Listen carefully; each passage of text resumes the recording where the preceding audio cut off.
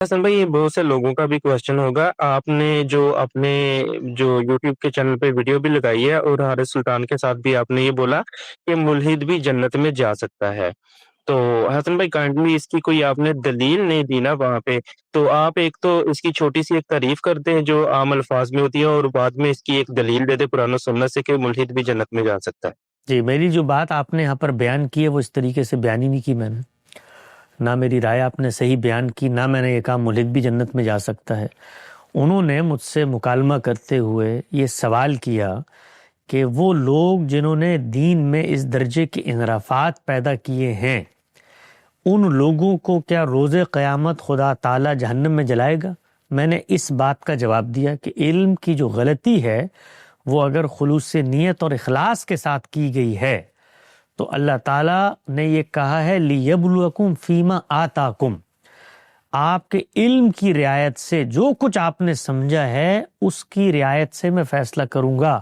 اللہ تعالیٰ تو یہاں تک کہتے ہیں قرآن مجید میں کہ تم نے ایک غلط رائے اپنا لی ہے جو اللہ کے نزدیک غلط ہے، دین کے نزدیک غلط ہے، تب بھی اس پر ثابت قدم رہو. اگر تم نے اس کی خلاف ورزی کی تو آپ یہ جانتے ہیں کہ قرآن مجید نے بات بیان کی ہے صحابہ اکرام کو مخاطب کر کے کہ تم لوگوں نے یہ غلط رائے اپنائی تھی کہ رمضان کی راتوں میں بھی اپنی بیویوں سے ملاقات نہیں کر سکتے، اس کے باوجود تم ان کے پاس جاتے تھے. تم تختانون انفسکم، تم اپنے نفس کے ساتھ خیانت کرتے تھے. غلط رائے بھی اپناؤ تو اعلیٰ علم ہونی چاہیے اور اخلاص سے اس پر عمل درآمد ہونا چاہیے. تو میرا دین یہ کہتا ہے کہ آپ جو بھی رائے اپنائیں وہ تعصبات سے بالاتر ہو کے اپنائیں، وہ اپنے ذہنی مقدمات سے نکل کر خالص علم اور استدلال کی بنیاد پر اپنائیں. اگر اس میں غلطی بھی ہوگی تو ہمارے پیغمبر نے یہ فرمایا ہے کہ تب بھی ایک اجر اس کا مل جائے گا. یہ میں نے اس کا جواب دیا. اگلی بات میں نے ساتھ ساتھ یہ بتائی جو اللہ کی کتاب میں لکھی ہوئی ہے کہ ایک ایسا گناہ ہے جو کبھی معاف نہیں ہو سکتا، اور وہ کیا ہے؟ جانتے بوجھتے شرک کرنا. اس کے لیے اللہ تعالیٰ یہ کہتے ہیں کہ کسی پیغمبر کی دعوت تم تک نہ بھی پہنچی ہو تب بھی تم یہ تو کہنے کی پوزیشن میں تھے کہ میں متردد تھا، میں متشکک تھا، مجھے سمجھ میں نہیں آئی بات، میں کسی جگہ پر خدا کی اس ہستی کو دریافت کرنے کی جگہ پر نہیں جا سکا جو شخصی خدا کا تصور پیدا کرتا ہے. میں نے روح جہاں کو خدا سمجھ لیا، میں نے کائنات، جو بھی نقطہ. شرک نہیں کر سکتے. کیوں؟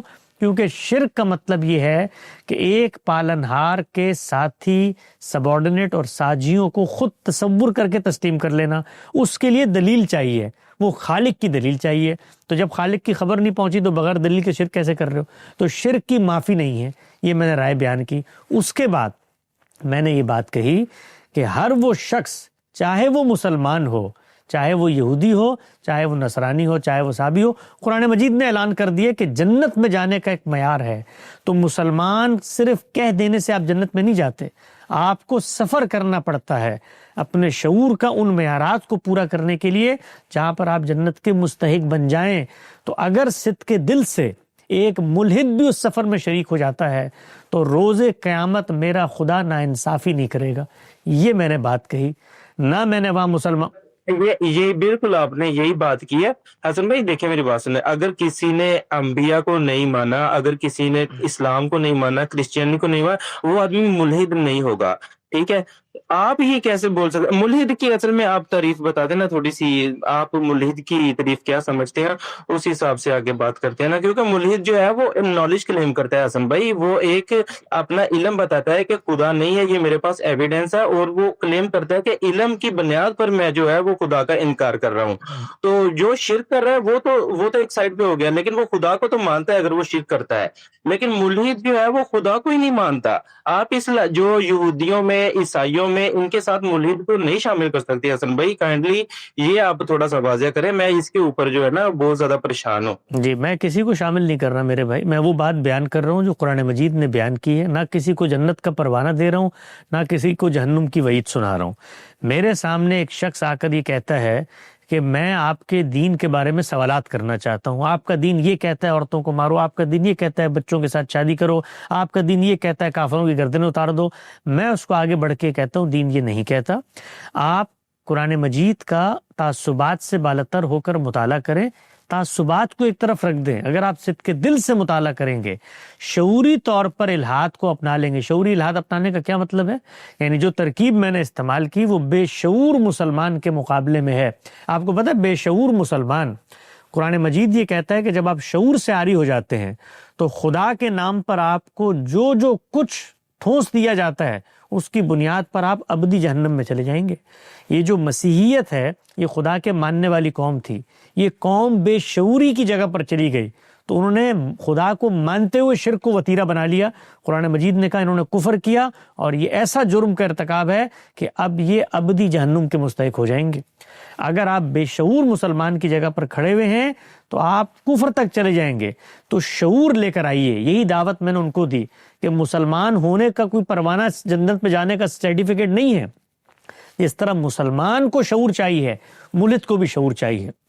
تو یہ میرے بھائی دعوت کی زبان ہے، اس میں کسی شخص کو یہ نہیں کہا جا رہا کہ تمہارے اوپر جنت واجب ہو گئی ہے، جہنم کے تم مستحق ہو گئے ہو۔ اس کو دعوت دی جا رہی ہے کہ تعصبات سے بالاتر ہو کر اس سفر میں آ جاؤ۔ اس سفر میں اگر نتیجے تک نہیں بھی پہنچے تو جس خالق کو میں جانتا ہوں وہ خالق ہمیں یہ دعوت دے رہا ہے کہ صدق دل سے وَإِن جَاهَدُوا فِينَا لَنَهْدِيَنَّهُمْ سُبُلَنَا۔ اگر تم کوشش کرو گے، آپ اگر غور کر کے دیکھیں، کسی شخص کو یہ دعوت دینا کہ شعور کے دروازے کھولو، یہ جو تمہارے اعتراضات ہیں دیکھو میں ان کا جواب دیتا ہوں، ان سے بلند ہو کر قرآن مجید کا مطالعہ کرو، تو یہ اس کو الحاد پر پکا کرنا نہیں ہے، یہ اس کو اس بات کی دعوت دینا ہے کہ غور و فکر کے دروازے کھولو۔ اور مجھے یہ اطمینان ہے، مجھے یہ اعتماد ہے کہ اللہ کی کتاب میں اتنی جرت ہے، اتنی جان ہے، اس کے استدلال میں اتنی قوت ہے کہ اگر کوئی شخص اپنا ہاتھ اس کے ہاتھ میں تعصبات سے بالاتر ہو کے پکڑاتا ہے اور خدا کے بارے میں یہ جو تصورات مولویوں نے بنا کے دکھائے ہوئے ہیں کہ تمہیں تمہارے ان اعمال کی بنیاد پہ جہنم میں جلا دے گا اور تمہارے ساتھ یہ ہوگا، یہ جو وحشیانہ قسم کے تصورات ان لوگوں میں جن کے ہاں علم کے مسائل ہیں، جن کے ہاں نفسیات کے مسائل ہیں، جو مذہبی لوگوں کے رویوں سے ڈسے ہوئے ہیں، ان کو اگر آپ دعوت کی زبان بول کر، اور وہ بات جو قرآن مجید بتاتا ہے کہ جنت جہنم کسی کا استحقاق نہیں ہے، تو اگر کوئی ملحد ہے، ملحد کیا مسلمان ہے، ملحد تو پھر آپ چھوڑ دیں، میں تو مسلمان کے بارے میں بات کرتا ہوں۔ آپ مسلمان گھرانے میں پیدا ہوئے، خدا کو شعوری طور پر دریافت نہیں کیا، آخرت پر پختہ یقین نہیں رہا، زندگی بھر جھوٹ بولتے رہے اور غیبت کرتے رہے اور دغا دیتے رہے، تو آپ کا خیال کیا ہے کہ اللہ تعالیٰ محض آپ کو آپ کی شناخت کی وجہ سے قیامت کے دن آزاد کر دے گا اور ایک ملحد کو محض اس کی شناخت کی وجہ سے وہاں ڈال دے گا؟ اللہ تعالیٰ اس ناانصافی کو جو مذہبی لوگوں نے تصورات میں پیدا کر لی ہے، حاشیے خیال میں بھی نہیں آنے دیتا۔